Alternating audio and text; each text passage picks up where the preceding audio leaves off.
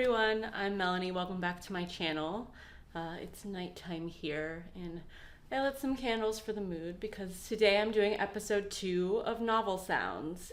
Woo! Today's featured artist is Florence and the Machine, hence how I dressed. I tried to emulate her a little bit, get us in the vibe, in the mood, to talk about all things Florence and the Machine and get you ready for some awesome book recommendations.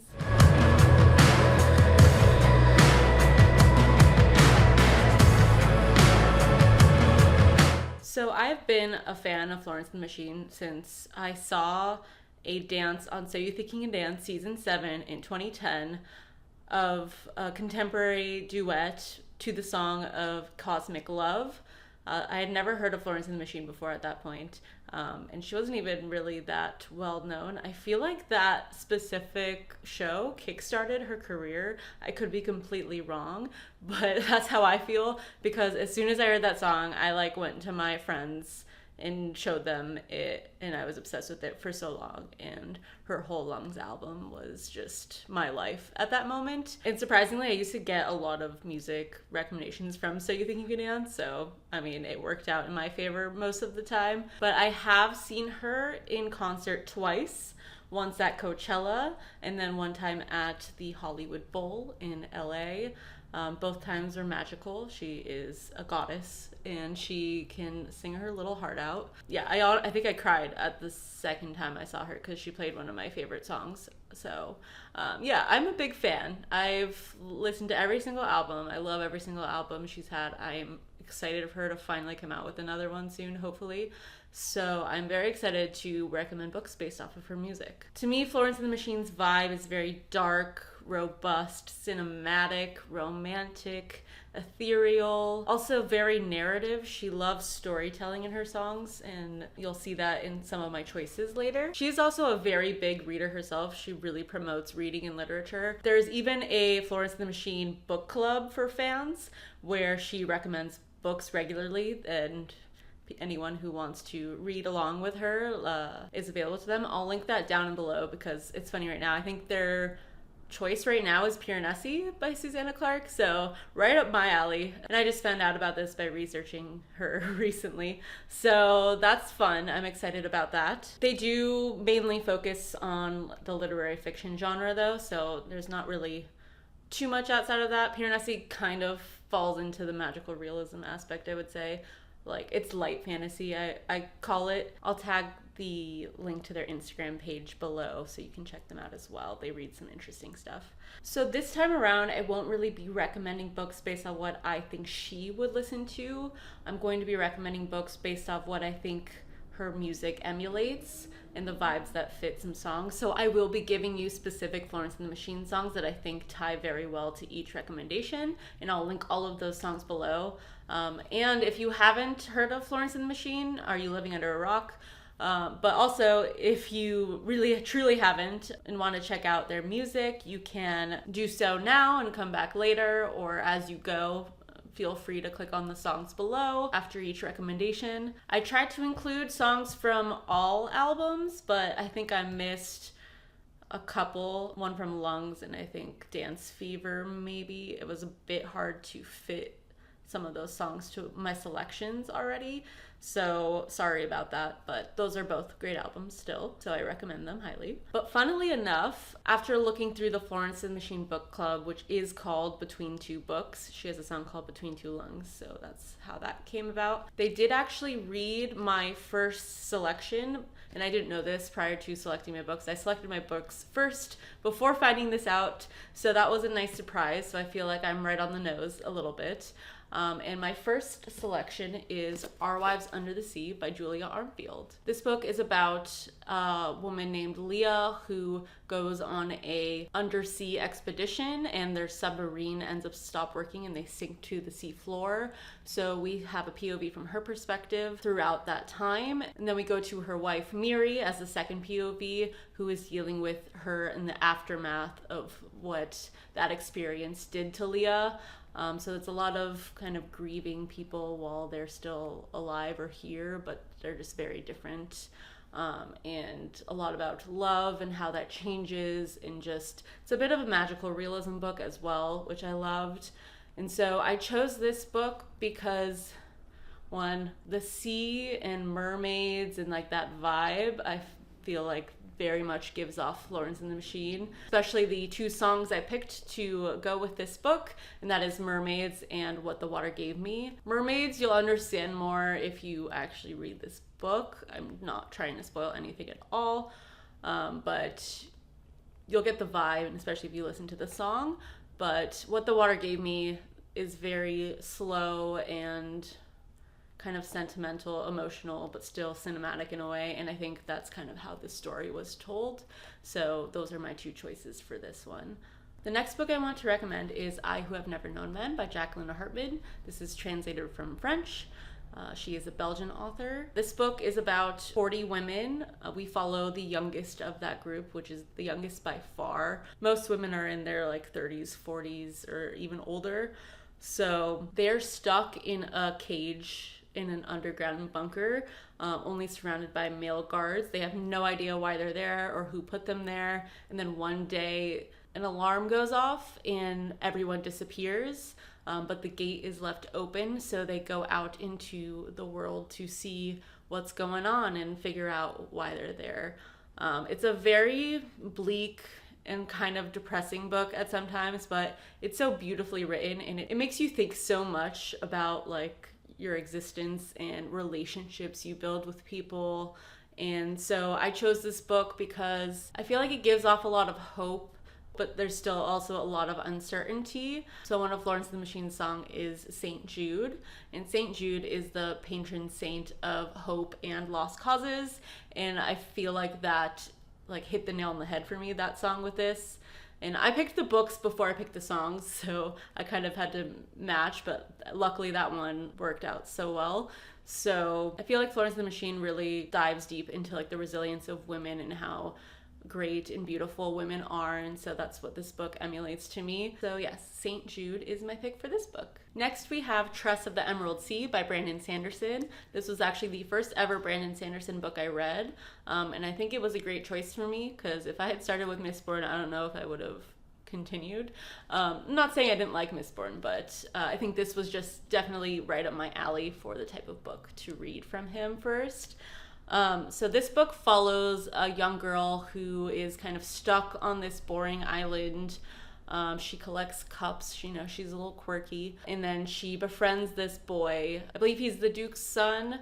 And he gets taken to war and gets lost at sea, potentially captured by someone. And so she takes it upon herself to go find him because no one else will.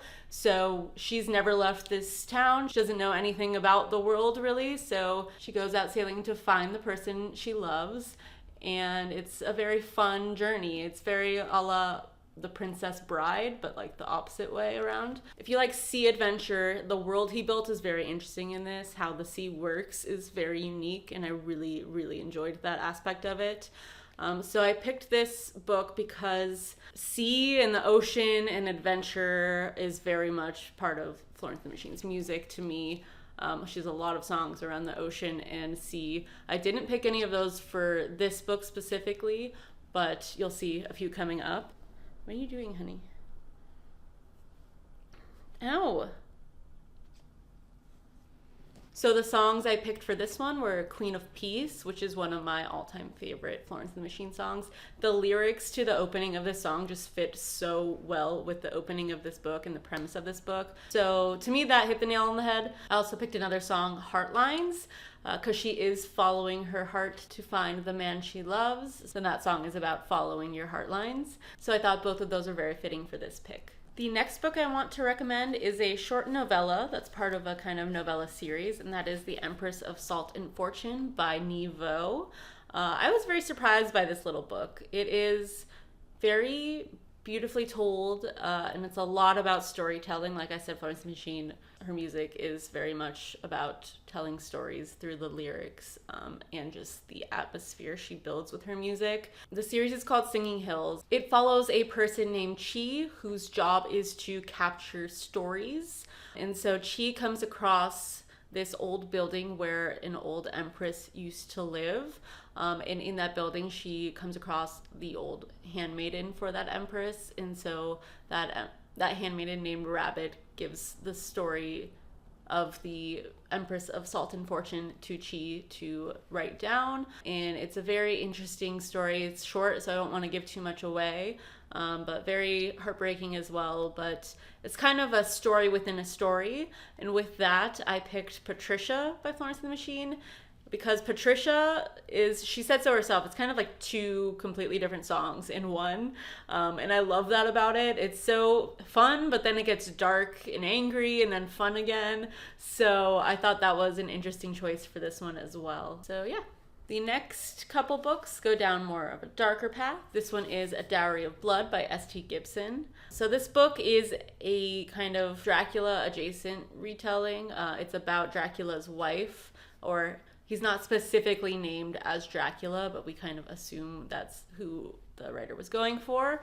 It's told fully in second person, directed at Dracula, or the main vampire, and it follows their whole relationship, their relationships with other people that enter their family, or their unique family, their journeys throughout history around Europe in so many different decades and time periods, and the life and atmosphere at that time. The one thing I was missing, I wanted a little more of that atmosphere. It's a lot more of a romance than I was expecting, but it's a very interesting romance because, you know, it's a very love-hatey, like, toxic thing. I mean, there's other romances as well with other people. So it's a very interesting read, and I did read it very quickly. So for this one, I chose What Kind of Man, which is also one of my favorite songs. I choreographed a dance to that in my college dance company, so I'm a big fan of that song, and I think it encapsulates kind of how awful he was. And the second song I chose is Big God.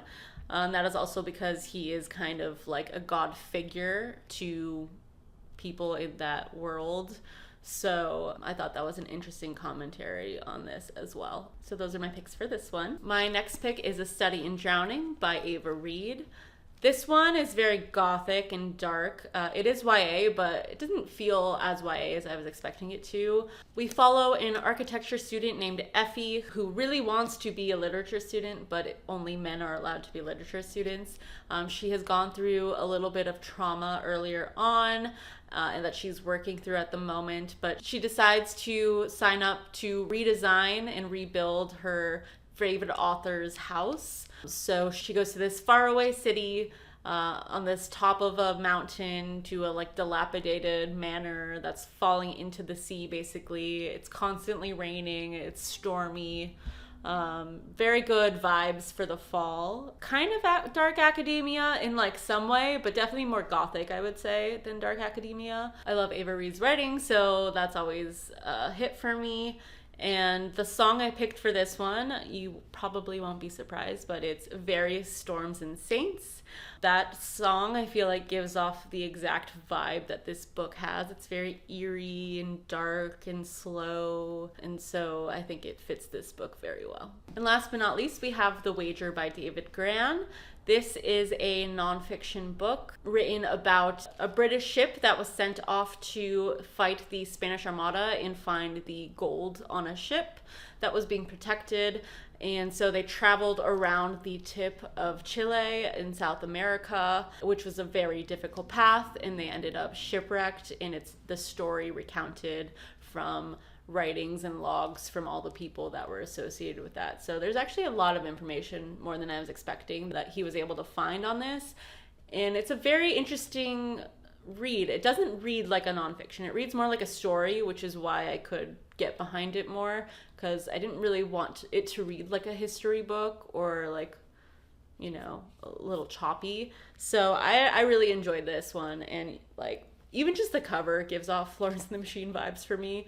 And the song I chose is just very direct and kind of an easy way out, but it just fits so well, and that is Ship to Wreck. So, I mean, it encapsulates the book. So definitely play that one in the background while you're reading this. It's more exciting than dark, but this book is kind of throws you some curveballs, so it's a fun read, I would say. So yeah, that was my last one. And so that wraps up episode 2 of Novel Sounds.